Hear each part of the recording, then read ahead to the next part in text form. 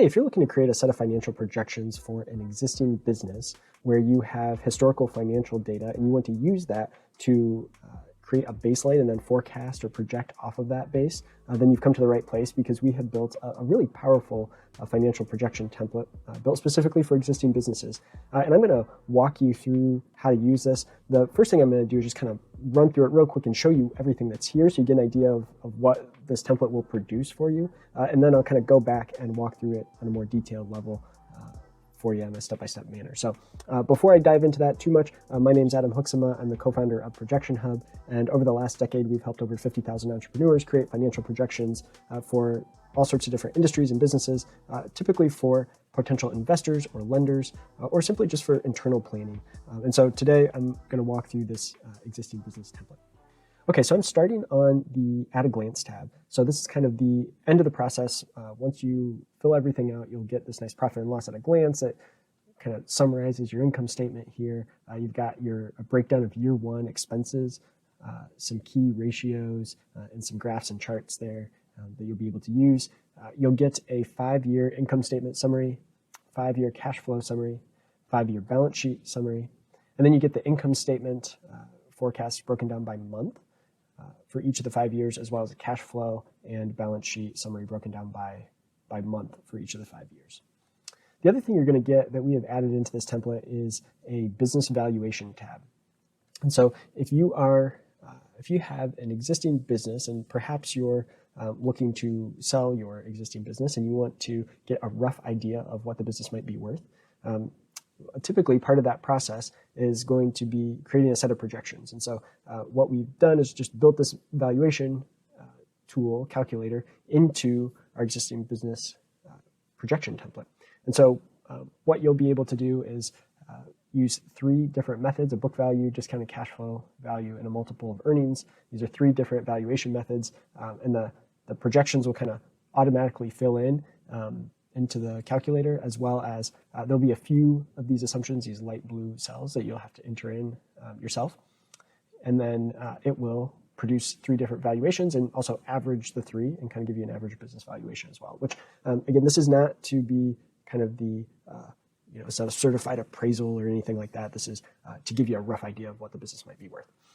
So that is there as well. Now, in order to be able to produce all this, though, we have some work to do on the input side. And so I'm going to start walking through in a more detailed level the different input assumptions that you'll need to walk through. All right, so I'm starting here on our input assumptions tab. And the first thing you need to know is that every cell that's highlighted in blue is an assumption that you can change without breaking anything in the model. So you want to put in your company name, the projection start year. So this is the year that you want the 5-year projections to start. And then what is the current month? And then based on that current month, the model is going to automatically set the kind of the balance sheet, the last date of the balance sheet. And so it wants you to enter in assumptions for kind of your starting balance sheet. As of today, as of the start of the projections, what does the balance sheet look like? And so ask for accounts receivable. And again, if you're an existing business, you should hopefully have a balance sheet. So you just go to your balance sheet and grab your accounts receivable. The estimated days sales outstanding, this is how many days do you expect it to take you to collect this accounts receivable that your customers owe you. So we've said 30 days. An inventory balance, and then a projected inventory carried as a percentage of sales. So this can get a little tricky. If you hold 5 months worth of inventory, for example, saying 500% would essentially be 5 months of inventory that you'd have on hand. If you hold 2 weeks of inventory on hand, then you would do 50% of a month, right? So that's how you want to enter in that assumption. And then accounts payable is what you owe others, and you can find that on your balance sheet as well. And this is how many days it's going to take you to pay off that accounts payable. You can also put in your initial cash balance, and then the paid-in capital. So this is the money that has been invested into the business over the life of the business. And so you should be able to find this on your balance sheet as well, down in the equity section of your balance sheet. But this is what has been invested by you or other investors into the business over time. All right, next you'll want to enter in all of your existing fixed assets. So this could be building, equipment, furniture. If you're a restaurant, it could be glassware. It could be intangible assets as well. All of these you'll want to enter in the net book value, the value that's on the balance sheet. And then enter in a salvage cost. This is what you think the fixed assets would be worth at the end of their useful life. And then you enter in the number of years you think these assets will continue to be used. All right, so then that's your existing assets, but this is also a projection, right? This is a forecast, and so we have the ability for you to add in projected future purchases. So new equipment, you can enter in a date, estimated purchase date in the future that you expect to order this equipment or purchase the equipment, a price, salvage cost, and a life expectancy. You can also enter in current loans. So loans that you have a current balance, enter in the interest rate and the number of months remaining to pay on that, as well as future loans. So loans you think you might get in the future, you can enter that as well. And then any investment that you think you might get in the future, maybe you'll make in the future, you can enter that in here as well. All right, let's move to the input revenue tab. And there is a good bit of detail here that I'm going to walk you through, but it's quite powerful once we get it set up. All right, so to start with, what we're going to do is we're going to set up the different revenue categories. You can have up to 4 different revenue categories. And really the only reason, the real use for the revenue categories is on the reports. It's going to, on the income statement report here, it's going to put your different revenue line items into one of these 4 categories, okay? So you might have like 10 different revenue, maybe you have 10 different products, but all of it's going to get put into this one product revenue line item on the income statement instead of having 10 different lines on the income statement. So it's really just a consolidation. So you put in the 4 categories that you'd want to have all of your revenue kind of consolidated under. From there, you can add in the specific revenue line items. And so you could actually have 10 or 20 or 30 different revenue line items as long as they're all categorized as product revenue, service revenue, revenue, so on. And then you can enter in up to 5 years of historical revenue numbers, okay? So if you have historical revenue and you want to enter in up to 5 years, you can do that here. And then also, since on the first tab here, we set the current month as April 2023, that means that we have 3 months of actual results for 2023 already, January through March. And so what you can do is enter in the actual revenue for the first 3 months of the year. All right, so that's entering in the historical revenue numbers. Now, we need to project a couple things. First, we need to predict or project, forecast how 2023, how the current year is going to end. And so we have some different options. So it says select your prediction method. So we can do a few different things. We can annualize the current year. So if you select annualize current year, it's going to take your first 3 months of the year and assume that you stay on that exact same pace for the rest of the year. So if you stayed at that same pace, how much revenue would you have? So that's what it would do out of the box if you did annualize current year. But you have the ability to then increase or decrease from that number. So let's say, well, we want to annualize the current year, but we think we're going to grow another 25%. So the predicted revenue for 2023 is going to be taking what you've done in the first 3 months and increasing it by annualizing it and then increasing it by 25%. Okay. All right. So the next option is you can average the current year and previous years, just one previous year or 2 or 3 or 4 or 5. So you can average previous years to kind of set your baseline and then increase or decrease from there. And then the last thing I'll show you is that you can just enter a manual entry. And so if you select manual entry from this dropdown, now it's going to say, okay, we had $1,167 worth of other revenue here so far in the first 3 months, but we selected manual entry. And so what we're going to actually do is just manually enter. It says here, if you selected manual entry, just enter your predicted current year revenue here.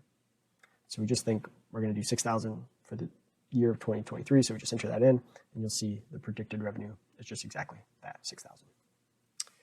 Okay, so that is setting your base revenue kind of for that first year. And then from there, you have the ability to set these percentage increases or decreases for each year thereafter. So for 2024, if you put in 5%, it's just going to increase. 2024 revenue is going to be 2023 revenue increased by 5%. It can increase by 20%. And again, you can also do manual entry. So if you want to do a manual entry, just enter in a number larger than I believe 500%, I believe is where we have that limit. So if we just said, if we entered in like 8,000 here, it's going to know that you're not going to grow at it's going to at least assume you're not going to grow at 8,000%. And so it's just going to assume that's a manual entry, that's meant to be a manual entry, and it'll set your revenue at 8,000.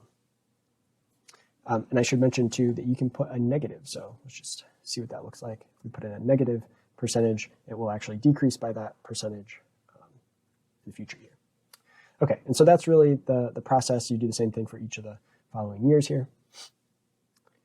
And that's it on the revenue. So that's how you'll forecast revenue. Now, on the input expenses, we'll have to follow a similar path. Zoom in here a little bit. Okay, so on the input expenses, the first thing is there's this effective income tax right now. A lot of times this is just going to be 0. So I'm actually going to set the default to 0 here because if you're a sole proprietor or LLC or partnership, that income is just going to flow through to your personal tax returns. If you are a corporation, then you may pay corporate income tax, and that's what you'd want to enter in here. But since most of our clients are small businesses, we're going to assume that's 0. Okay, so for the expenses, we're going to do a similar process where we set up the categories. So we can set up our cost of goods sold categories here. So we've got direct materials, and that is a type that's inventory. Direct labor is labor. Then we've just got other direct costs here set as other.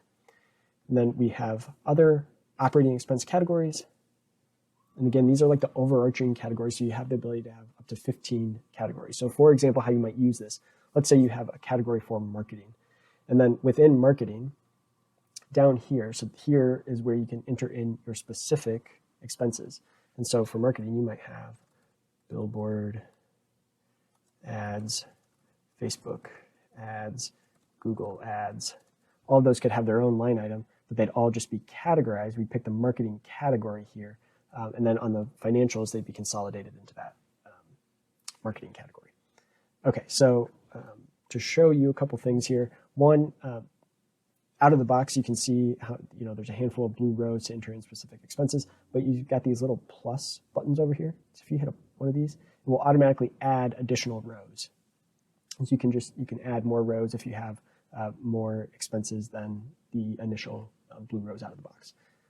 All right, so then you'll enter in your different expenses from the income statement or tax return and categorize those. You can enter in the historical numbers. You don't have to enter in all of the historical numbers. If you're really only going to use like last year, let's say you're just going to use 2022's numbers to project off of, don't worry about entering in all of these other years historical. The only reason you'd want to enter in more than 1 year would be if in the select prediction method here, you're wanting to average the last 5 years. Well, then you'd need data for the last 5 years, right? So just keep that in mind so that you don't have to do more data entry than you really need to. Okay, so this is really a similar process as with the revenue. You'll enter in your expenses for the first 3 months of the year here, and then you can annualize the current year or average the current year. All of this is to set up that baseline of what is your 2023 expense going to be, and you can do manual entry and just set a dollar amount as well. Okay, so once we have our 2023 predicted expense, we can do a little bit more complexity here than with the revenue. So you can, for expenses, you have 2 options. You could select a % increase, so that's similar to our revenue prediction method. We could say, okay, the expense in 2023 was $12,600, and we think it's in 2024, it's going to increase by a percentage, and so we'll set that percentage to 6%. And so the 2024 predicted expense will be taking 2023 and adding 6% to it. But let's say some of your expenses might not just increase or decrease by a percentage, but they're maybe more tied to revenue. So a common example of that would be a credit card fee. A credit card processing fee is going to scale with your revenue. It's going to be, maybe it's between 2 and 3% of your revenue. And so what you'd want to do in that case, instead of saying percent increase in the prediction method, you'd say percent of revenue. And then in this dropdown, you'll be able to select percent of what type of revenue. So maybe you only accept credit cards for the products, but the services people send you a check or something like that. So you only want it to be, a percentage of product revenue. Or you can pick total revenue. So you just say this expense is going to be a percentage of total revenue, and it's a credit card fee, and we're going to say it's 3%, not 300, 3%, and it will forecast that. So yeah, that's a little more complexity, but some nice flexibility in the way that you could kind of forecast the growth or reduction of expenses for each individual expense line item. You can really do this kind of granular, either percent of revenue or percent increase or decrease. And with expenses, you might want to decrease some of these expenses. And so again, you can put a negative percentage here. You can put a negative, and it will decrease those expenses. So you'll do that for 2024, 25, 26, 27. And that will do it on your main operating expenses. Now there's one more section of expenses I want to show you. We have a salaries prediction tool down here. So you might put wage expenses up here as one of these line items, and that's fine. You can do that. If you want to get more granular and you want to put in the individual positions, their salaries, taxes, benefits, what month the position is starting and ending, you can do that level of detail. The main thing I just want to point out is if you do it here, make sure you don't also add those wage expense up here, right? Don't double count. And we're going to zero these out because we're going to assume that maybe you are already adding wage expense up here. Okay, so that brings me back to the business valuation calculator here. I just want to point out a couple things. So what this will note, there's a couple notes here. It says the calculator is pulling in asset, liability, and intangible assets from month 1 of the forecasted balance sheet. So remember on the input assumptions tab, we entered in a bunch of details about our current balance sheet. That is what this tool is going to use to be able to pull in your assets, your liabilities number, your intangible asset number. But this is grayed out, so you can see it's pulling from the balance sheet up here. You can overwrite this. So let's say you don't want it to pull from that, and you want to use this business valuation calculator kind of as a standalone thing. You've got a balance sheet for the business. You just want to enter in asset, liability, and intangible asset numbers. You can overwrite that and do that, and that will work. On the discounted cash flow valuation method, it is pulling in the projected cash flow. After you enter in all your projections, it's going to produce a 5-year cash flow projection. You'll see these cash flow numbers here, like here's our net cash inflow of $529,000 here in year 1, and we'll see that that is pulled in right here. And so we'll do that for each of the 5 years. Let me speak briefly about the future growth rate assumptions here. So this is an assumption that you'll need to make. If you're looking to sell your business, your buyer may also have an opinion about what the growth rate should be in the long term. Typically I would say if you look at like what the GDP of a country or just a general economic growth is, roughly 3% over the last 50 years or something like that, that is roughly a number that you could probably assume your business is going to grow in perpetuity at the percentage that the economy grows in general. And so that's a number you could use for your valuation. And then the discount rate assumption is another assumption that makes a big difference in the valuation depending on what you use for both of these numbers. And so again, this is probably a negotiation between buyer and seller about what number to use. I put in 10% as a default because most of our clients are small businesses. A lot of times what people will use is the weighted average cost of capital for the discount rate, which means how much does it cost to borrow or raise equity for the business. And if you are getting an SBA loan, even if over the last 50 years you were getting an SBA loan, I don't know if SBA has been around that long, over the last couple decades, if you've been getting an SBA loan, a 10% interest rate on an SBA loan is probably a little higher than it's been. We've been in a lower interest rate environment, but 10% is probably a safe number, a relatively conservative number. So to use that for a discount rate for a small business probably makes some sense, or there's some justification why you could argue that would be a number to use. And again, we're not a certified appraisal company, and so you'll get to argue that with a certified appraiser about what number to use for growth and discount rates. But based on that, we'll produce a discounted cash flow valuation method. And then on the multiple of earnings, the income statement numbers are being pulled from year one of the income summary tab. So these are actually your first year of projected income. Okay, so if we come back over here, we'll see the first year. 2023 was a partial year, so some of this was projected, right? So we see 475,000 in sales. That's what it's pulling in as the numbers to use for the earnings. So this will allow us to produce an EBITDA, earnings before interest, taxes, depreciation, and amortization. And then you need to apply a multiple. So every industry and business type will have different multiples.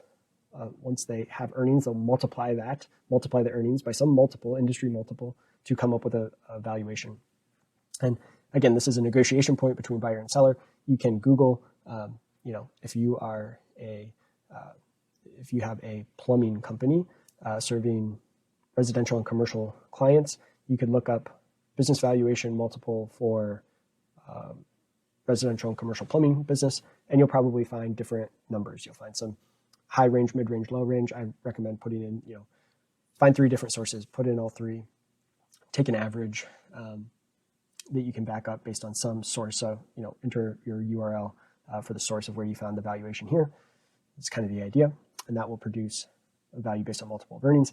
And then we just average the 3, the book value, the discounted cash flow value, and the multiple of earnings business value to come up with the average business valuation. And that is how this last tab here works. And that's really it. So that brings us back to the at a glance where we started.